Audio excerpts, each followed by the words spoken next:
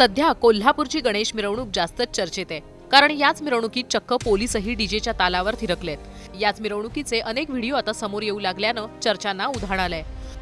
11 सप्टेंबरला सुरू झालेली गणपती विसर्जनाची मिरवणूक तब्बल दुसऱ्या दिवसापर्यंत कोल्हापुरात सुरू होती।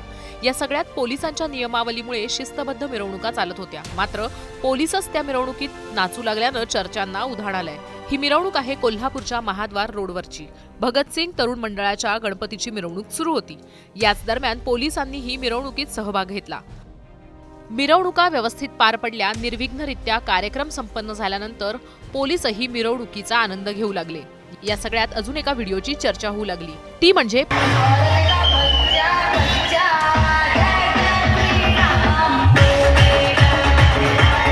या गाण्यावर थिरकणारे पोलीस ज्या पद्धतीने व्हायरल होऊ लागले, त्यावरून आता त्यांनाच सवाल केला जातोय।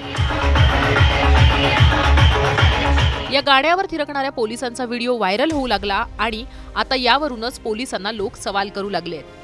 याबद्दल मुंबई तकचे कोल्हापूरचे प्रतिनिधी दीपक सूर्यवंशी यांनीही कोल्हापूर पोलीस अधीक्षक शैलेश बलकवडे यांच्याशी संवाद साधण्याचा प्रयत्न केला।